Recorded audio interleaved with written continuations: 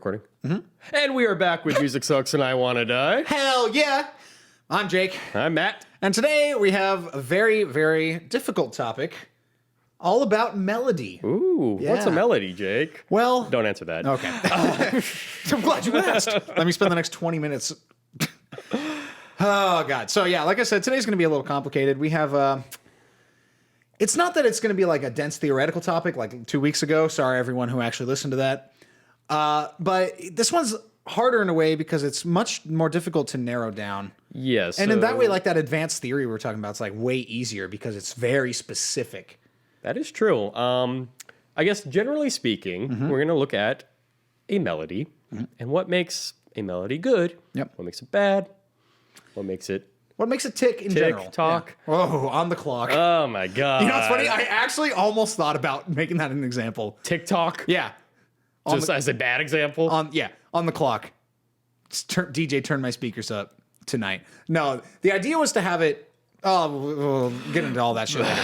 I might still bring it up now. Thanks for reminding me. Okay, great. So Jake did a lot of like thinking and philosophizing about this topic. I did not do any of that. So we'll try and balance that somehow, I guess. Just like a melody. Oh my God. Oh my okay, God. so let's be real basic first. Sure. Melody. The part you sing. That's right. Along, if you're Actually, this is mentioned in one of the books I was kind of poring over for this. Simple Composition by Charles Oh yeah. Wuorinen. That's not real. It's not a real person. Anyway, basically he says that the melody, despite all its complications, is the tune. It's the tune. It's the tune you sing, It's dude. the thing that hooks you in. It's what people remember usually if they hear a song. Yeah. The idea, I guess, to this is there something that we can define in a melody that would make it good or bad or somewhere in the middle? Yeah. Something we can latch onto and say and sometimes this is an objectively good or like objectively good thing. Or sometimes like these things happen and it's bad. Exactly. For these reasons of this aspect of melody. And that's what I spent the past 2 weeks literally just like going insane over. It was funny because we were thinking of like examples of good melodies. Yeah. And so when brainstorming, I would like type in like best melodies of all time. Sure. And pretty much the only thing that comes up is like classical music. I did have that thing too. Yeah. Yeah. The first three examples I had were classical. And then I thought about it a lot more, and then I thought about like pop songs that I think are really like pretty beautiful pop songs. Yeah. But if you listen to just the melody outside of the context of the entire song, it's like, well, is that actually a good melody? Yeah. Oftentimes it works by itself, only rarely. Yeah. And I have one example of that on here, which is nice, and we'll get into that in a bit. But in general, yes, a melody needs its supporting accompaniment, it needs really its does. harmony, and it needs its rhythm. It really does. Yeah. So yeah, let's just define, I guess, some traits of a melody, things that we're looking at here. Sure. I believe you have a list. I do. So basically what I'm trying to come up with, all this is kind of like a new concept I'm trying to formulate in my head and try and really nail it down, which is really difficult for me because I'm an idiot. But what I've come up with so far is that in a lot of ways, the study of melody is like the study of opposing forces. Like, for instance, the balance between being at rest and in motion, or between tension and release, climax and cadence, strength and weakness, and consonance and dissonance. Those are kind of like the 5 things I've been working with this week. And the different way that different melodies kind of intersect on these different aspects here is what makes each melody unique. At least that's the way I'm trying to formulate it. And I guess on a different note, so we talked about rhythm, how a melody needs its rhythm and its harmony. So I guess in that sense, you can say that rhythm, moves horizontally, right? It's study of music through time. Sure. And harmony is its study of music at the same time, or, vertical. Yep. And a melody can be perceived as both, I feel like. So those are kind of the 2 big axioms I'm working with here, is that music is both horizontal and vertical, and that it's a study of opposing forces. Okay. Should we just listen to a song and Let's start listen there? to a goddamn fucking All right. song. Anyone you want to start with in particular? Let's start with Norwegian Wood. All right. We are getting blocked on YouTube. Here we go. Oh, shit. Maybe we shouldn't do that. Let's do it. All right, fuck it.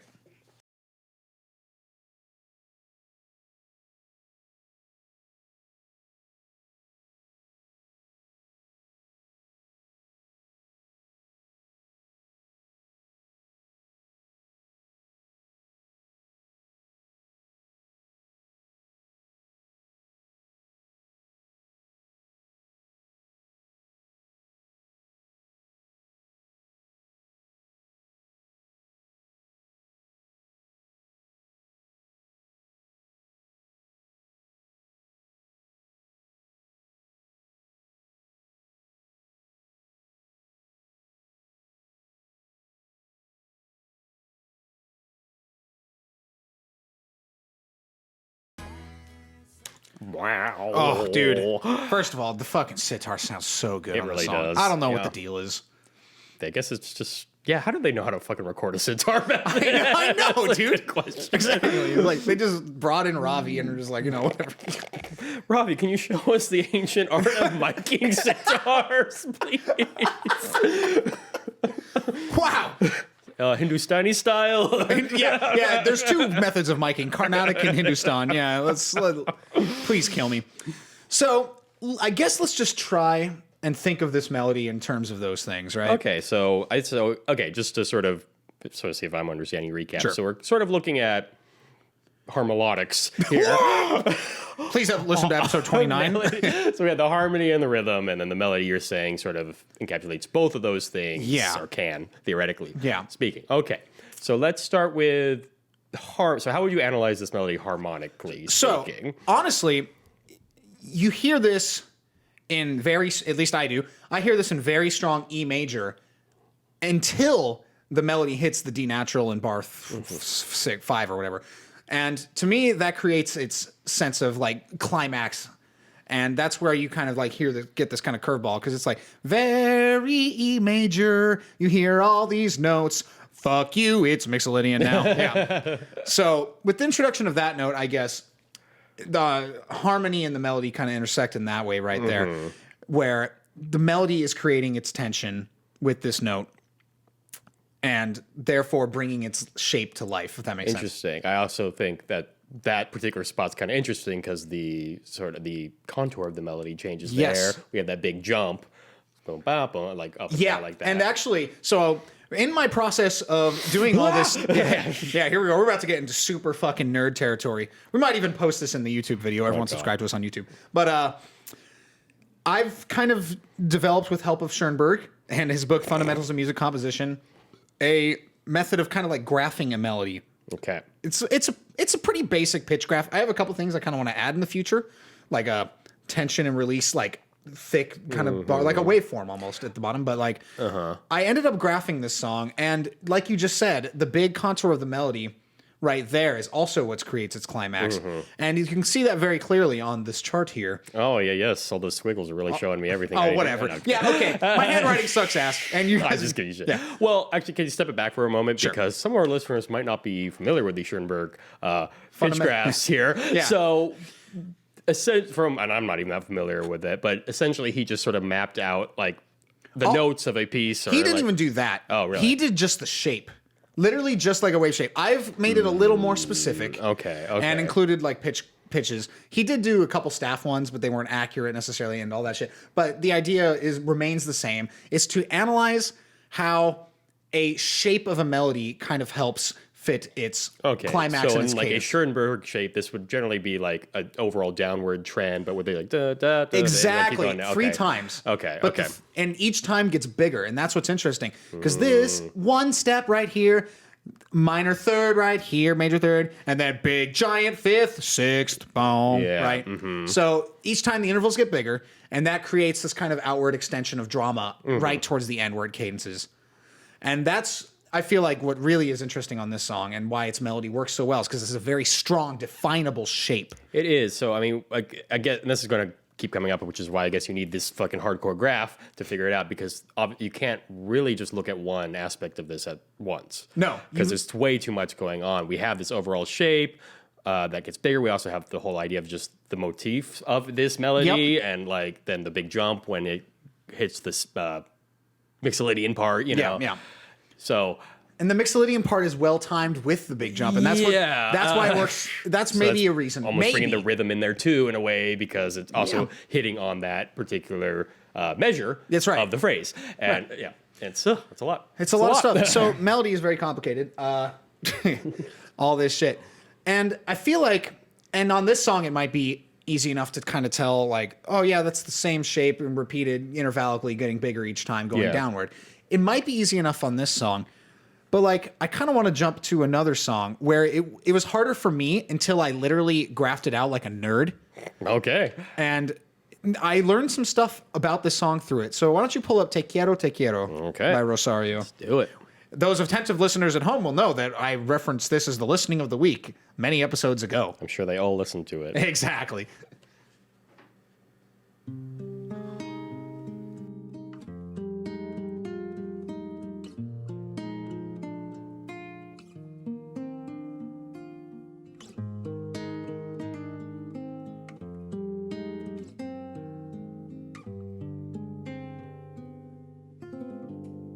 de por qué te estoy queriendo. No me pidas la razón, pues yo misma no me entiendo. Con mi propio corazón, al llegar la madrugada, mi canción desesperada te dará la explicación. Te quiero, vida mía, te quiero noche y día. No he querido nunca así. Te quiero con ternura, con miedo, con locura. Solo vivo para ti. Yo te seré siempre fiel, pues para mí quiero en flor ese clavel de tu piel y de tu amor. Mi voz igual que un niño te pide con cariño, ven a mí y abrázame, porque te quiero, te quiero, te quiero, te quiero, te quiero, y hasta el fin te querré. Man, the production this week is much better than last time. Oh my God. Well, at the beginning of the Beatles one, you're just like, oh, okay, everything's panned to the right. Awesome. But then it worked. Yeah, it did. I was a little worried for a second. We were about to be George Russell again. The reverb only in the left ear. No, was that Dolphy? That was that was Eric. Please kill me. Okay, so there's a lot of, first of all, when you just listen by itself, this melody to me is just like incredible. Right? Yeah. This whole song is so beautiful the whole time. And it's my mission to be as nerdy as possible as to why. So I graphed it out again in Jake Seeley style. And there's two really interesting takeaways I've noticed. Actually, three. So in a lot of the melodies I graphed out, this is kind of just like the most basic thing, but like the tonic ended up in the middle. Like there's a lot of stuff below and above the tonic, which I guess might be like an almost obvious thing in retrospect. So essentially, like, and we're talking like pitch-wise? Pitch-wise, okay, yes. Pitch-wise. A pitch of the melody, yeah. So the tonic is sort of like the medium there. The medium point, you go above and below it pretty often. Okay. So I thought that was interesting. That's just a quick aside and like almost like I said, like almost maybe obvious in retrospect. And to maybe think of melody like that is like the balance. Everything's in balance, right? Mm-hmm. So another interesting takeaway is during the verse, which I classify these all kind of weird ways. So I'll just get like, you know, the na-na-na-na-na. Yeah, I'm sure they know that part.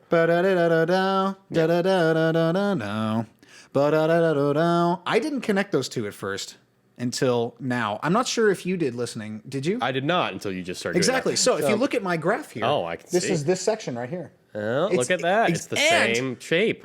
This might not be related, but the shape-wise, it is the same as the intro. So like, de por qué te estoy queriendo, right?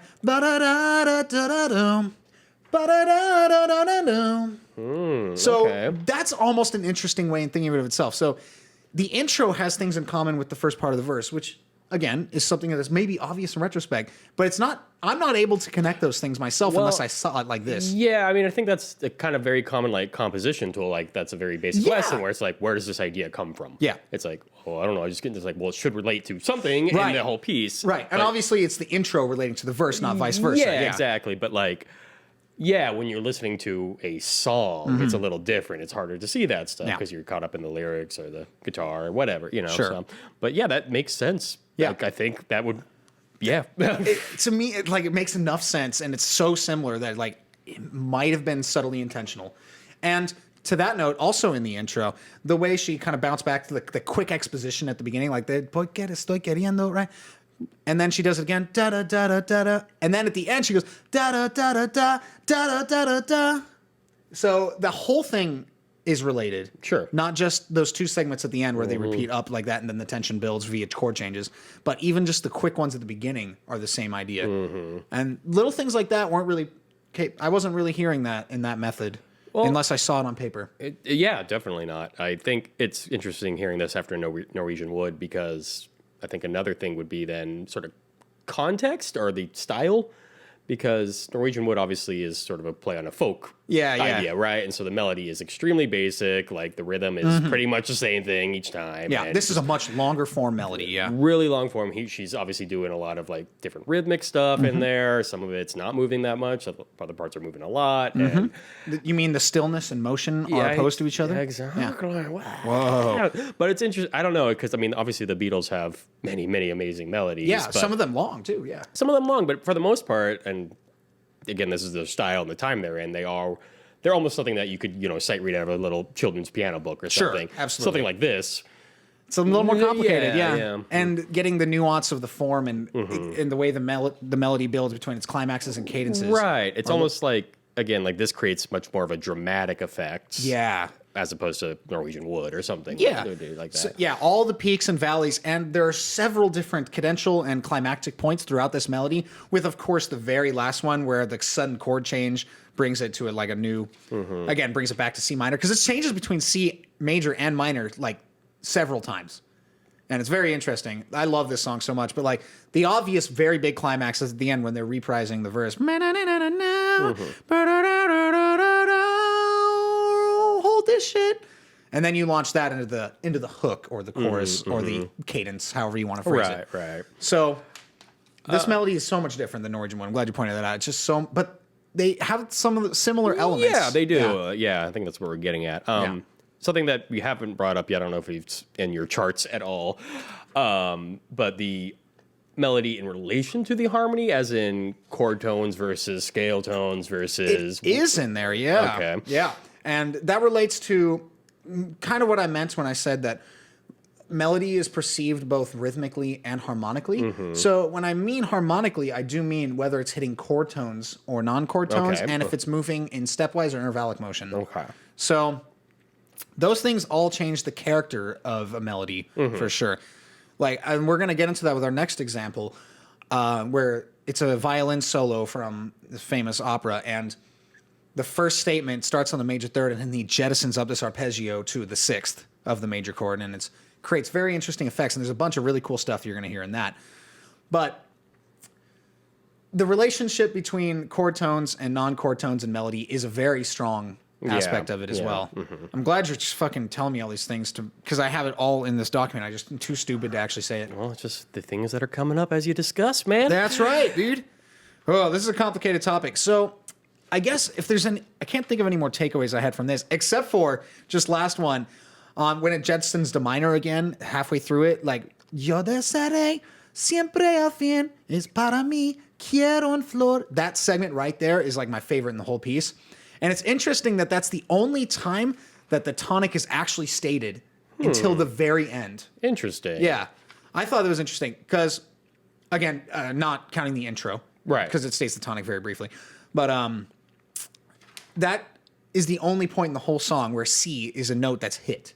I mean, yeah, I guess that does sort of add to the drama of the song, is the fact that we don't really resolve until the very end. Yeah, when you should. Except for that one little spot in the middle. And it's really short. It's literally like, it's 2 beats. That's interesting. And the melody only hits it for like half a beat. So I thought that was kind of a cool takeaway. That was cool. Yeah. And again, I would never have made that connection without making these graphs. It's not something you think about when you're listening, because it just sounds good. Yeah, exactly. You wanted to hear some bullshit classical music or something? I did. I really did. But before that, I kind of wanted to talk about something we just touched on, is that when you write a melody, you're not necessarily wanting to think of all these things. No. It's like a pattern you want to kind of put in your head maybe, and just like analyze like this may contribute to your ability to write one. But if you sit there like a jackass and you're like, okay, well, we're going to go to this point. I have it all graphed down. It's mathematically correct in every single way. Then it's just not going to be good. I feel like this could maybe be another discussion, but like I feel like that is maybe more of a thing that I see like with certain composers, not necessarily like famous songwriters, but like the modern composer. Right. The 20th century where composer, it's, it's not quite like, serialism or something like that, but it's more just like, oh, I know that this part sounds good on that chord, or what, whatever, where they actually are intentionally thinking about that. Yep. And I do think it loses some of that actual just music element to it. Yeah. Because I do think some of these come naturally, and like, I don't know who fucking wrote the song or the melody. Odds are it's someone who's really musically in the know and like talented, but I would imagine it was more just their ears are developed enough to like seek these things out sort of subconsciously. When you said ears are developed enough, that's exactly what I want to point out, is that yes, it's natural to write things, but like if you don't have a developed ear for it, then you will write shit anyway. Yeah, exactly. But if you overthink it, you will also write shit. Yes. So it's a nice, delicate balance. Oh my Everything God. in balance. And I kind of want to point out a quote from another book I was reading, New Music Composition by David Jake Cope. Smart Seeley over That's here. right. And it's the quote goes like this: "The point to be made here is that general characteristics are important only in that they be known, and not that they should necessarily be incorporated into a line unless their result is strictly desired. Knowing in advance what type of subtle combination of the basic ingredients of line is desired can be critical and best be learned through analysis of a number of lines, all in different purposes and style, but incorporating them during the writing process is dangerous." All right, there you have it, folks. Don't do it unless you know what you're fucking doing. I sure don't, dude. I don't even know what I'm talking about. So why don't we play our next example when I was talking about chord tones and also long form melodies. And another quick introduction is whether a melody is based on small fragments reinterpreted, or whether it's just a long, smooth connecting, kind of like more chord tone, stepwise motion kind of thing. Okay. Rather than I guess a thematic melody like dun, dun, dun, dun, right. So let's play Meditation from the opera Tice. Okay. Pronunciation.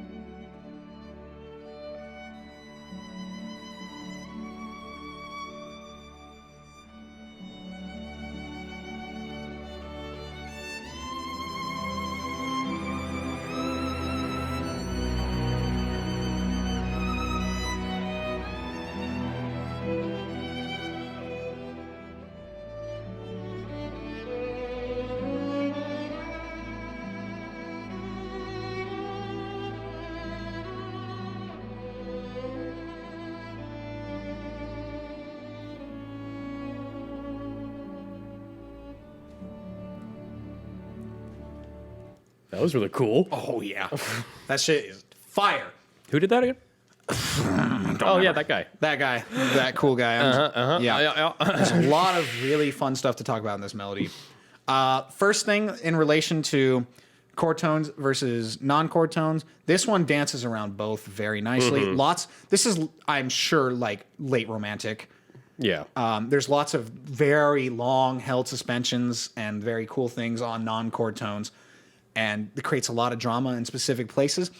And in a way, to me, that kind of supplements the idea of not having a very strictly singable melody.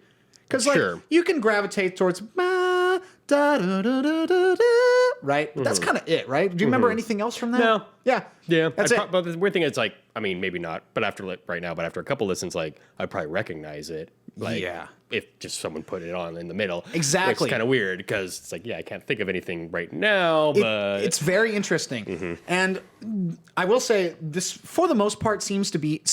I didn't graph this one out, so I don't know. It was too long, and I was too tired of handwriting at this point. But it seems to be a melody that's not truly based on little segments, but is mostly relying on its big harmonic statements, right?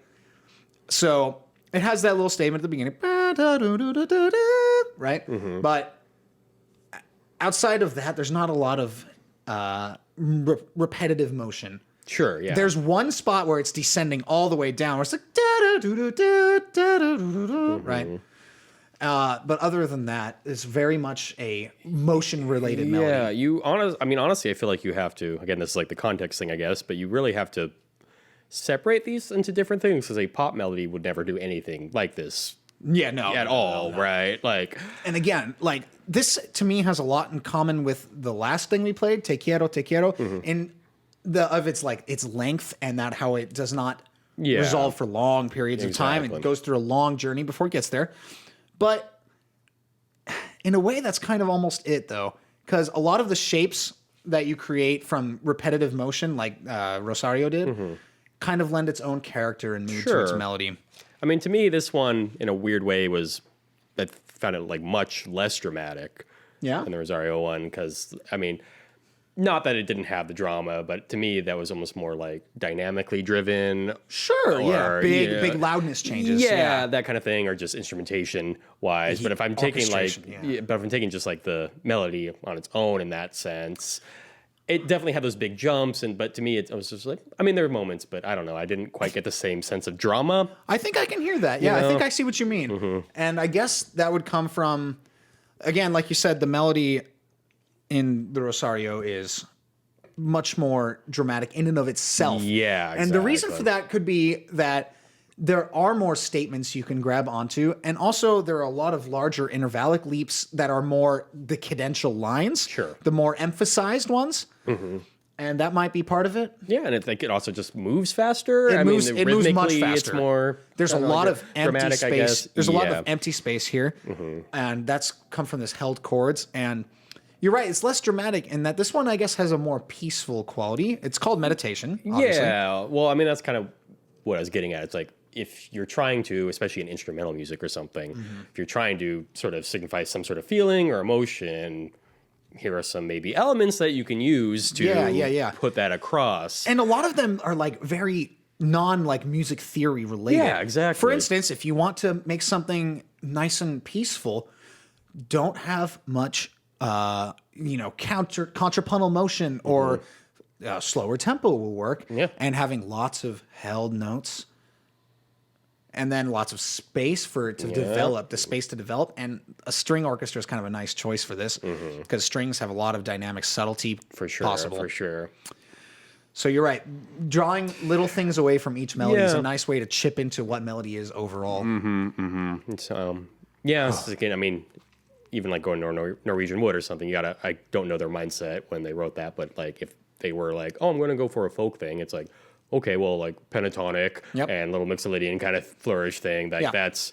And has to be repetitive. Yep, exactly. It's like you should be able to whistle that the first time. Yeah, exactly. You should be able to hear it once and forever know it. Yeah, which is, I guess, how they write pop music these days. There you go.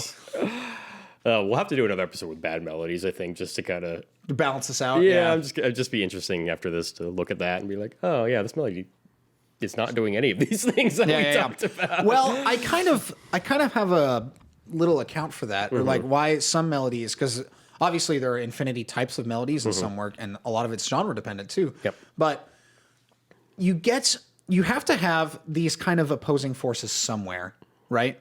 And so I guess in a lot of the songs that have quote unquote worse melodies, like any sort of pop song, let's take what is it? TikTok by Kesha, for example. There we go. Oh my God. A lot of the things come in that melody or in that song from other aspects besides the melody. You get the tension from the build-up in giant synth parts on the chorus, and then the drums become more active on the choruses, and then you have the only thing that people are ever going to remember is the whoa, oh, oh, right? Or what do they call that? Oh, the millennial whoop. That's right. Whoop, there it is. So in that sense, that melody contains none of those things, and that's why it's not ever going to be known in its entire life as a song with a good melody. Yeah. It can be known as a good pop song, gets you dancing, you know? For sure. Yeah, I mean, and that's the point of it, I guess. They don't want you listening to the melody. They want you They want you on the floor. Shaking it, man. Exactly. So... yeah, well, that's just music, I guess. Yeah, that's just music. Melody is very important, but it is not the only secret to a good song. Yeah, not that I think TikTok's particularly awesome. Right. I was going to bring up, too, I mean, we don't have any examples ready, but we haven't really talked about, like, just an a cappella melody by itself. I can think of one. All right, you got one? It ain't going to be something you like, I'll tell you that right now. There's two a cappella melodies that come to mind. The first one I'm not going to have you play. I'm actually just probably going to sing the other one, and it's going to be really bad. Okay. But the one I was thinking of, the first thing that came to mind, the very first thing that came to mind is off of an album called Trout Mask Replica. What was that? Trout Mask Replica. by Captain. Can we even play that as an example of what we're talking about here? I mentioned this when we were talking about it in the Piero Scaruffi episode. Yes. That the things I like best on that album, although I do love the really weird, yeah. But I really like his solo melody pieces in that they're very blues based. They're very simple. Yeah. So I guess I wouldn't call those good melodies, though. Well, that was another thing that we've kind of touched on when Norwegian Wood, but like when you get into folk music and folk melodies, that's almost an entirely different discussion. Yeah. Because if you look at something like the blues, there's obviously melody, but it's a much different approach to it. I don't even know if that's true. You don't think? Well, I guess while I'm thinking of the song I was thinking of, which is a hymn, while I'm kind of explaining that, why don't you try and think of a blues song that we can kind of go over that I actually know? Like one that comes to mind. One that you actually know. Because I don't know very many just like raw blues songs. I know like Oh Death, I guess. I don't know if that's an old... What about like just some fucking Crossroads, Robert Johnson? Yeah, why don't you pull that up? And I'll go through Be Thou My Vision. All right. So it's, I don't know the lyrics, so I'll lick my butt. I don't care. So it's like, no, no, no, no, no, no, no, no, no, no. No, no, no, no, no, no, no, no, no, no. No, no, no, no, no, no. Da da da da da da. Do do do do. That melody is very easy to sing, but also has very complicated kind of intentions, I guess. Sure. In terms of just melodic shape. And that's kind of something we keep going back to and that I want to emphasize to me is probably the single most important aspect of your melody is what kind of shape it brings. And, I would say so too. And how its shape contributes to the drama and to it, whatever other sort of balances you have to make. And that to me is the most important part. And that's why I started trying to figure out ways to graph music and see the shapes more viscerally. Well, it's interesting too, like you just thinking that I've never heard that before. But you can hear chords in it too. You can absolutely hear and the obviously motion. That's the point of that kind of melody is that it's easy. Like you can hear the chord tone over chord tone, and that kind of thing. You can hear almost all the harmonic motion. Yeah, but it's cool though that's something that you can do. You can write a melody and you can pretty much give away all the information that you need just by itself sometimes. That's right. It's very cool. That's an old Irish hymn, I'm pretty sure, and I like it a lot. Did you find a blues song for me? Let's do it. Yeah, let's try it and listen to what the difference in melody is. Okay, let's go for it.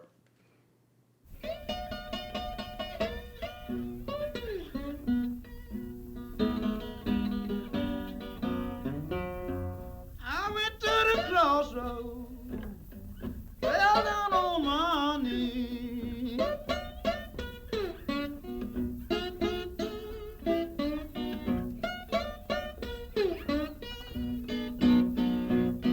I went to the crossroads, fell down on my knees.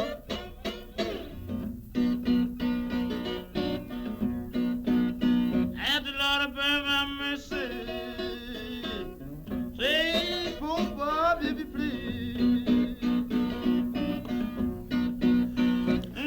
Yeah. So, I mean, obviously, I'm not saying it's a bad melody. Or No. you can, I just think in some cases you have to maybe think about it a little different. There's sort of a sense different priorities, I would say. And actually, I agree there are different priorities, but it's kind of still all the same thing. So what I would say, if I were to try to put that melody into these kind of Jake Seeley idiotic attempt to define things terms, I would say the first two stanzas are, repetitive statements, and they're very much there to deliver the words twice. Yeah. Right. And then the last time where it's supposed to cadence, the melody alters quite dramatically, and it's the only different lyrics of the verse as well. So in that sense, I think it's trying to find the balance between its, help me out here. It's trying to find the balance between its lyrics and its shapes, and then also with the harmonic motion, which is, at the end, the only time where a 5/1 is kind of strictly stated. So I agree. I think the problem with analyzing it like that, since though it sort of ignores the historical background of blues melodies coming from slaves and call and response, and so it's, I don't know. To me, it just is. It's a different approach. It's more improvised. It's more inflection based, I would say. Sure. In a lot of ways. Not that that can't be part of the other songs we listen to. Yeah. But I mean, that's sort of the basic blues thing. It's like you have your call line, then there's some instrumental response. Yeah. Call line over the different chord, instrumental response. Yeah. Wrap it up. And like that's like every blues song. So like in a sense, I don't know if it really works to analyze those melodies in like, this particular way. Yeah. I can see that. Yeah. And the other thing I was thinking about, and probably should not get into this now because it's way too much, but like when I get into like improvising melodies and things Jesus like that, Christ. but that is, a form of melody, right? It like is. if you listen to John Coltrane solo, Oh my gosh. This is playing melody, but it's not. Can we just reiterate this is an extremely complicated topic? Yeah, so I guess that's kind of what I'm saying. Like specifically, like this sort of system, I think works really well on like vocal pieces or classical, very strong kind of things. But obviously, it's like a very, very fucking big topic, and it's different for certain people. Yeah, yeah. You're gonna have to. I don't know the graph. If you ever like perfect your graph, it's gonna look fucking crazy. It's gonna be like fourth dimension. Yeah, dude, some Mobius strip ass shit. I don't know. It's a lot. Like it's a lot of things. Yeah, and you're right. Different priorities make different kinds of music. Yeah, like for instance, there are, reggaeton songs I would listen to that I would never. Okay, I would try, and I just tried with that song. Yeah, but, I would never think that this is a good method to defining why people why it's important. Exactly. And that I guess that's the point. Another question too. It's like if I take Crossroads or whatever here, do I call that a good melody? I mean, it's a good song. Yeah. He sounds good singing it. Sure. In the sense of the stuff that we've been talking about this whole time, does it really qualify as a good melody? Probably not. Yeah, that's what I would say, but that's not really the point. That's not the point. Yeah. And again, if I were to put that in other terms, other aspects, I guess, would have to make up for it then. Yeah. So really, I guess the conclusion I'm starting to come to is that the study of melody is the study of music in its entirety. I mean, I guess that would make sense. Yeah. It just, I guess, we have to almost narrow down our samples, I guess, into vocal or vocal-like. To study things in this way. Yeah, because there's just, I mean, we can look at something like the Beatles and Sia. Maybe we'll play that in a second. Sure. And I think it's easy to sort of compare those two in this sense. And that's, popular music, and that kind of is what we're doing here anyway. But I don't know. Just, it's interesting. Just questions arise. Questions arise, answers not to be found. Not to be found. Mm-hmm. Yeah. So I guess we could try comparing it to like a modern day pop song. Why not? How about something by Sia? Sia? How about Sia? Oh man, she has some strong melodies. Some would say they're titanium strong. Here we go.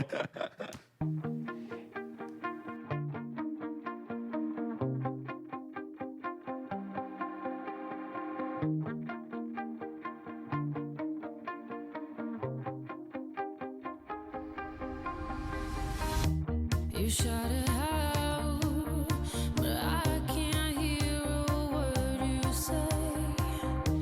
I'm talking loud, not saying much.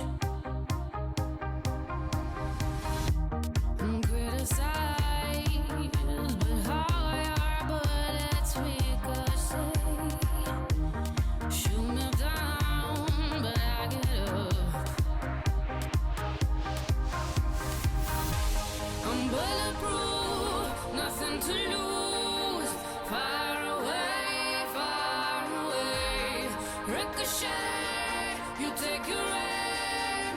Far away. You shoot me down, but I won't fall. I am titanium. You shoot me down, but I won't fall. I am titanium. Okay, fuck that shit. I know the sidechain compression shit. I don't know. Actually, it worked really well for me, like on the verse. And that kind of thing. It's just that. I mean, it sounds very much of its time. Exactly. But what year was that? 2010. Yeah, like that. I will stand, but Sia's fucking so good at writing songs, songs and melodies. Yes, I would put her up there with like Paul McCartney and shit Seriously, as far as like dude, pop melodies go. She's not like the most super popular possible, right? She's not on the level of like Katy Perry or Well, something. I mean, no, but she's also written a shit a ton of songs for popular artists. That's true. That's what I was about to say. Is like Yeah. she's contributed to everyone. Yeah. And like you can tell from her like, solo career, which is probably more extensive than people think it is. She has a lot of shit. She does, yeah. A lot of it follows this kind of method where you have a very strong melody and the entire idea of this song is very obvious to anyone who listens. It's the whole thing is this build up to an extremely strong climax at the end. I am titanium, right? So, but it's so well executed. And to me, it's almost entirely because of the shape of the entire piece. Sure. You could talk of it just in pitches where she starts out nice and low, right? And the entire song, every repetition, blah, blah, blah, it keeps getting higher and higher and you higher. gotta imagine that was like her intent. No, there's no other way. It's just like, oh, we're just gonna build. That's right. Like, let the beat build. Ooh, nice. And then there's a big, I guess, release, a climactic release on that big. I wish it was a little different. Personally, it works for like. Maybe they should have only done it for like 4 bars. I don't know. But like it just the sound gets old on my ears. But that might just be a personal thing. I'm not sure. But the idea is very prominent and it's very easy to kind of analyze this in terms of its melodic shape. Yeah. And very cool. It's a cool song. An interesting kind of takeaway here, or not a takeaway, but an interesting question about this song is when I was graphing it, I had a hard time deciding what the tonic was. Okay. Like it's very obvious in the verse that it's E flat, right? Yeah. But then it never plays another E flat chord. Ever. That is interesting. So during the pre-chorus build up and then the giant is A flat, B flat, G minor, C minor. And so when I graphed this, I ended up making 2 tonic lines. Okay, I was curious. E flat and C Yeah, I was minor. going to count it, see if you could kind of see as the tonic after that. Yeah. I did both. Yeah, makes sense. And on that mode, it doesn't really matter. Yeah.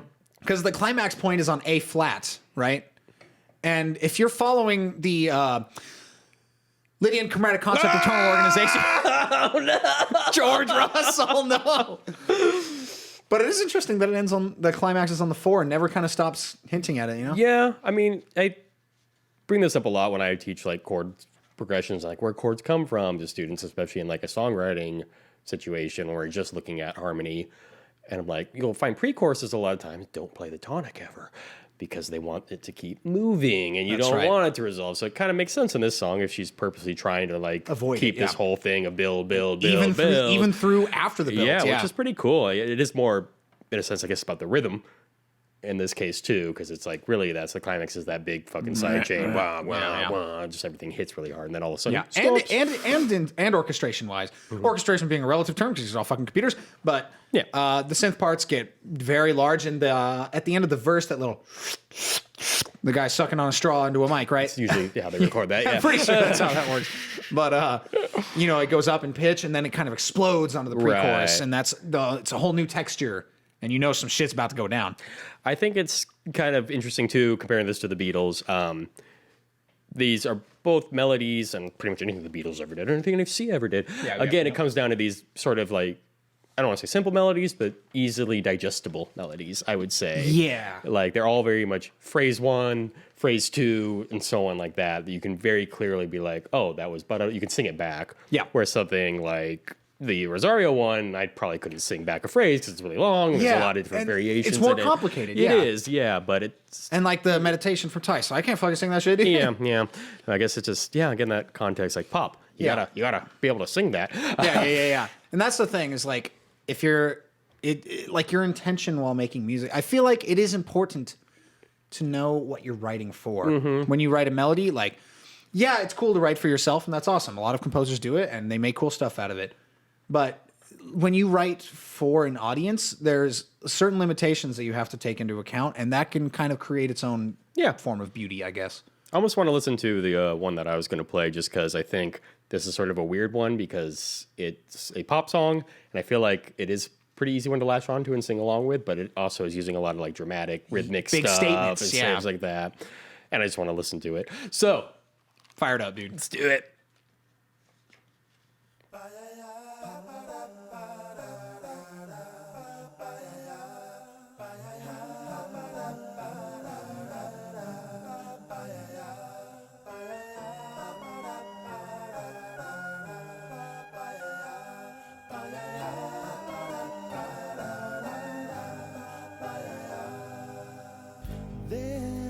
to be a graying tower alone on the sea. You became the light on the dark side of me. Love remains a drug that's the high and not the pill. But did you know that when it snows, my eyes become a large and the light that you shine can't be seen? Baby, I compare you to a kiss from a rose on the grave. Ooh, the more I get of you, the stranger it feels, yeah. And now that your rose is in bloom, a light hits the gloom on the grave. Fire fucking song. We could spend a whole episode talking about any one of these individual songs. Yeah, I'm pretty easy, sure. easy. I just find that one interesting. Obviously, we're not going to listen to the whole thing, but like each verse is sort of approached quite differently. I agree. Yeah. You know, but they're all also like Very memorable yeah. and like they fit in the same pattern That's more right. or less. It's really cool. This is also another very shape-driven song. Yeah. Big, Jesus, sweeping. like Right? what is the whole fucking pitch range of this song? I'm curious because I bet it's probably fucking crazy. The high note is D flat from my recollection, and I'm pretty sure it goes down to an E flat, so almost 2 full octaves. Damn. Yeah. Fucking hell, Seal. Yeah. Also, quick note: I think the producer of this is the dude from the Buggles. Oh, really? Yeah. I think he made the. I could kind of see that. I know. Well, specifically when I heard the oboe at the beginning, I'm like, oh, I know. Dude, he used that sound on like every fucking song in that album, the interesting. Age of Plastic Yeah. Age or whatever. Oh man, that song's so dope. Very shape driven. Yeah, and to me also, I guess this was really what I was getting at with like comparing to the Beatles and the Sia kind of thing, where it's like, to me, this song almost needs to be done by a vocalist. I don't think, at least his approach to it. I feel like playing this on a piano or something, if you're just playing the melody, I don't know how recognizable it is in a way. I feel like sense. I don't know. To do a bit of stealth bragging, I feel like I'm very good at piano. Let me rephrase that. I'm very good at like pianistically interpreting vocal music. Sure. And I would have a harder time with this. Yeah, because there's a lot of little statements that are hard to bring out against the harmony. Yeah, exactly. Yeah. And so I don't know, we haven't really talked, besides the one example, we haven't really gotten into instrumental melodies too much at all, but another fucking thing to add to your chart, I guess. Like, yeah. God, I don't know. I do have instrumental melodies as a little aside. Yeah. And there's a couple great Schoenberg quotes about that. Here we go. I don't have them written down, unfortunately. Sweet. But one of them. We'll save it for the bad melodies There episode. we go. You already know what I'm talking about. Yeah, about. there's some great shit. I love Schoenberg, dude. He's a fucking smart ass cookie. All right. I want to kind of maybe start bringing this to its I think that's a conclusion. good idea. I want to play the theme from the New World Symphony Movement 2. And I want to kind of contrast this with some of the music we've been playing. And almost it's a nice balance between kind of the two types of main two types of melodies we're talking about. Okay. Where it's very thematic, very much easy to predict, all that kind of stuff, very small cells kind of make it up. But also it's very lyrical, very smooth, and pretty long in its entirety as a form. So I think it's just an interesting balance to end on. We can kind of talk about it after we listen to it. That sounds good. Fired up. Whereabout does that start? Try 36 seconds. Oh, that's exactly where I put it on. Oh Weird. my God. Did we plan? It helps when you unmute Spotify. Aha! What a smart cookie you got over here. Yeah, cool. I feel like there's a better way to do all this. We have like two interfaces daisy chained up here. It's fun. We're stupid and We're struggling. It's more like we're just too lazy to figure out a good setup. Yeah, that's probably, fuck it. Yeah, fuck it. All right, fire it up.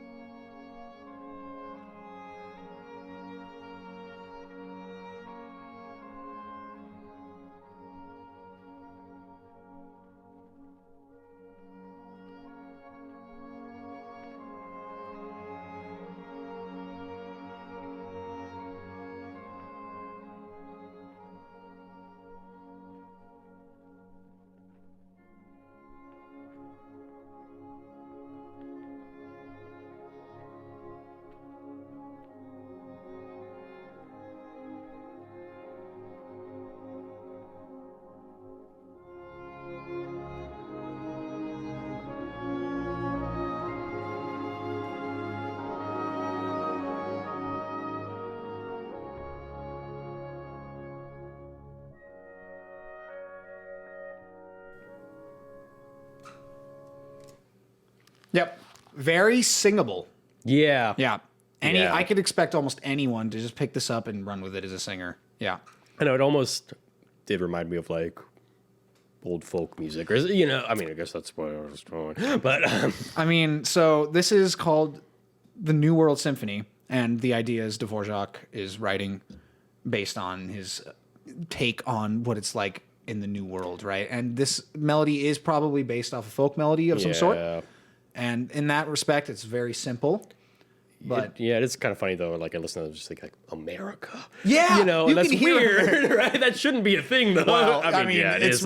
Obviously, is. But like, it's retrospective now. You've probably heard it in movies. Exactly. But it's so funny it's been how, reified in that sense. Yeah. But yeah, it's funny how these things become their own statements in a way that there are no lyrics involved or anything. But That's you're right. just like, this makes me think of this for whatever reason. Yep. And it most likely takes some sort of external context for that. Yeah. Because like if we were listening to this in like Budapest 150 years ago or whatever. Probably like, shit sucks. Yeah, don't you like not like Dvorak or something? I don't really like that. It's pretty. I'm just like, Oh, I love this fucking getting melody. sleepy. I'm gonna fucking come over and kick your ass. But yeah, if we were listening to this 150 years ago in Budapest, I don't feel like I would be Yeah, for sure. thinking of America per se. Well, and then I guess here's an interesting question, though. If you were to write a piece of music, could you then, I mean, is that a thought that people have where I want this sort of feel? I'm going to use this specific thing because composers of the past have sort of solidified this in our Collective conscience. Yeah. That's absolutely a thing. Yeah. There's something people do all the time and used to do in the classical composition realm. Nocturnes, ballades, serenades, right? All these things. Yeah. Why even think of something like Coin, where she will do that a lot, depending on what kind of statement she wants. She'll be like more of a blues thing or more of a droney new age thing, or what, you know. Yeah. Or like she'll literally like sing like a slave song to get the idea she wants. Yeah. And then like she'll juxtapose it against like a screeching alto sax solo, For right? sure. I mean, yeah, and that brings up other things we didn't talk about, like someone like Bartok taking folk melodies and Yeah. Man, we're talking. yeah, oh my god, and then Art. Oh no, Art Tatum played jazz. He was fucking good at it. but yeah. Anyway, continue on with Mr. Vac. Mr. Vac. So to me, that melody is literally just one idea. It's literally na na na, then do it backwards, then do both kind of at the same time. Do it again, la la la. Cadence it in a cool way. Do it on the 4. Go back, Liddy, into the 4. Thank you, George Russell. And then at the very end, you have, it's very climactic, right? La da da, la da da, da da, cadence here. Yep. Quieter cadence with no orchestration. Yeah. It is pretty. It is very pretty, executed as well, I think, as you could have. Yeah. Yeah. So that's kind of my takeaways from all this. If we were to try and sum this up, I guess it's like, are there common things between everything we talked about? I would say, like motifs are a big one. I guess just diversity, the balance of the tension release in whatever aspect. Sure.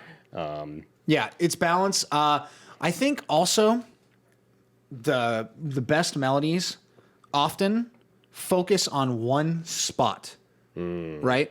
It's oftentimes the climax. Sure. But sometimes it's not. I guess we would count the Norwegian Wood as the climax, but to me, that whole melody is built on hitting the D natural at the end of its line. I would say so too. Yeah. Again, another thing we didn't talk about, but like more rhythmic melodies that don't necessarily have that big climax, where that's more the carrying is the rhythmic intent or the rhythm, whatever the fuck they're doing. Yeah. Which I can't think of any examples right now. But I can think of one, but I'm not going to say it because it's embarrassing. Oh, cool. Yeah. Fuck it. It's Date Rape by Sublime. Oh, there we go. Yep. I was listening to this song in terms of this because it doesn't have a strong melody per se, but it has strength in other ways. So it's very rhythmic, right? And not only is it rhythmic, but it's also a device used to tell its story. Sure. It's a story-driven song. Yeah. And its words are there to its melody is there to drive its words. And that manifests both rhythmically and also harmonically. So there's no real melody, but the way the harmony moves in and out. I almost kind of want to have you pull it up now, but we're not playing Date Rape on this podcast. that's fair. But I do think, I mean, Sublime does that a lot, but also just because it's like reggae. That's the reggae influence where it is more rhythm. Again, it's like going into folk music. These are the priorities of that particular thing. Like, Sure. I mean, Bob Marley had good melodies. I don't think of any like that are like really great in the same sense as these other ones. Don't worry about a thing. Every little thing. You know, one I would consider possibly in the reggae, not Bob Marley, is Red Red Wine. Yeah. Because it has moments it tries to build. Yeah, sure. Yeah, sure. Yeah, exactly. Yeah, sure. That's about as far as you can get with it. Yeah, so again, it's, I don't know. But yeah, I guess that's more rhythmic based, whereas like the blues is more like form based and lyric based in a way, you know, things like that. It's more, I guess, what's it serving? Yeah, yeah. And that's probably what it all boils down to is music in itself is the balance of all these things. Yes. And that melody is one aspect of music, but it also at the same time is all of it. Yeah, yeah.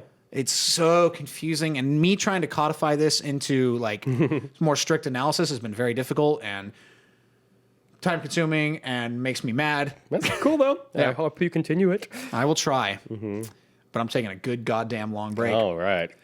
Shall we rant then? I think so. I'm too tired of talking for the past hour. We will probably have a part 2 of this at some point down the line, but for now. Yeah, why don't you start with the rants if you don't mind? I don't have a rant. So oh my God. Well, you know, I was thinking I could rant about the recording session I did last week. I could talk about how, you know, when I get charts written out, they have no tempos on them. They have no tempo changes on them, where there are drastic tempo changes in the music, and then they're not there. I could talk about how the slash chords were written backwards so that the root is first and then the chord is second. You know, I could talk about how it was outside in 35-degree weather for 2.5 hours. I could talk about how that I came in as a last second kind of, backup kind of guy, and then I make less mistakes than the band that's there generally, and that's not even a brag thing. That's an everyone else's terrible thing. I could, other little things like, thank God for the senyo that's in the middle of the staff there. Thank God for the coda sign that's in the margin of the page. All that kind of shit.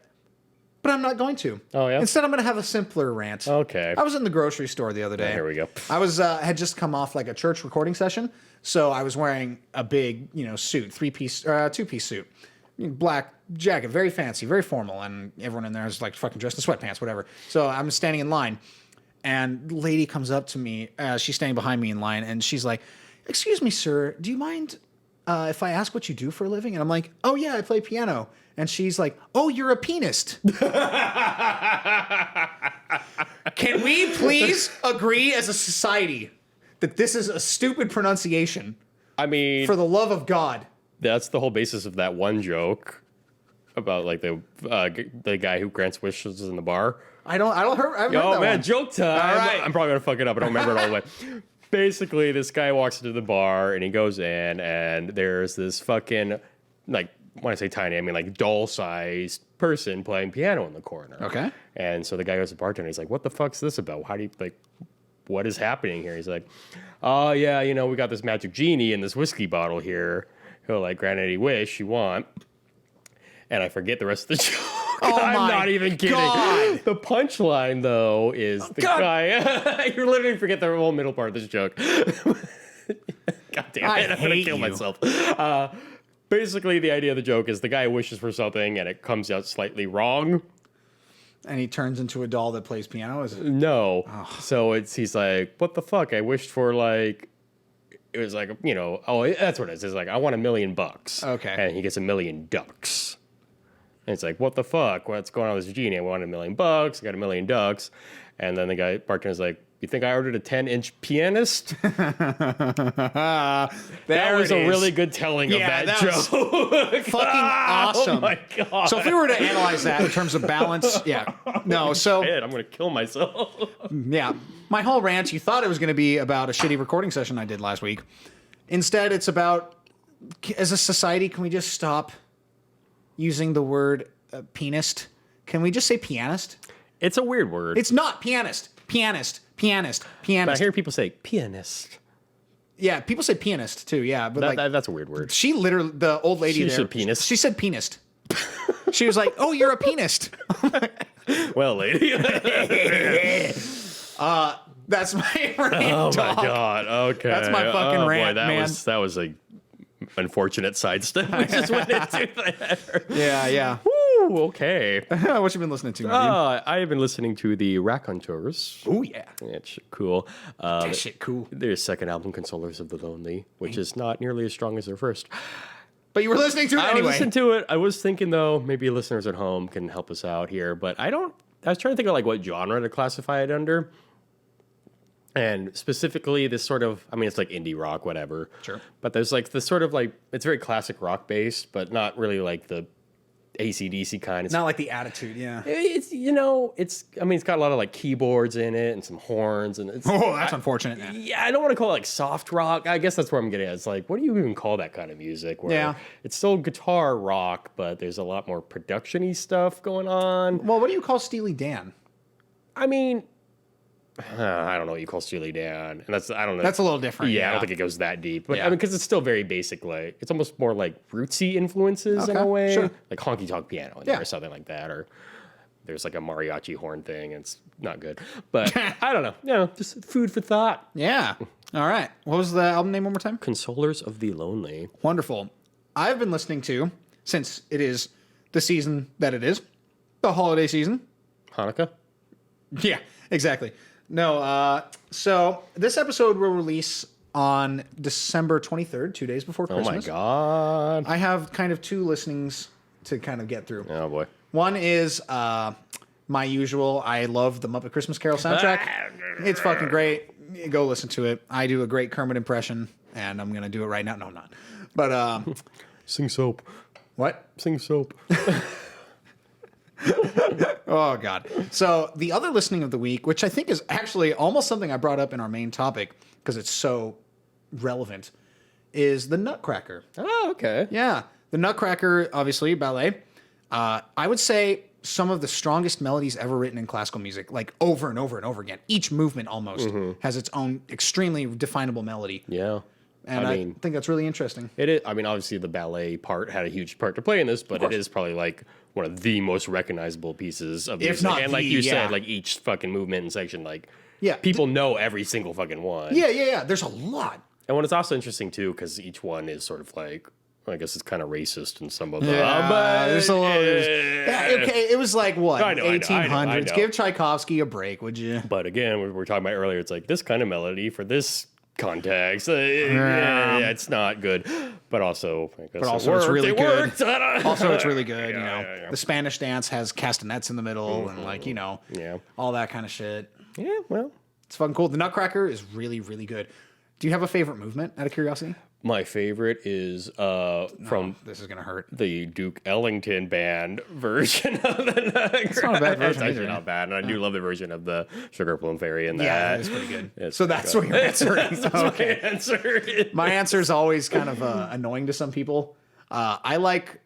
I never got my pronunciation. Mother Sigonia and the Clowns, I guess. I don't remember if that one is. It's also known as the Old Woman. It's the meow meow. That's That's your favorite, huh? Yeah, only for the ending, which does some sweet augmented shit in the bass and the French horns against the French horn counterline at the top. Okay. And it goes.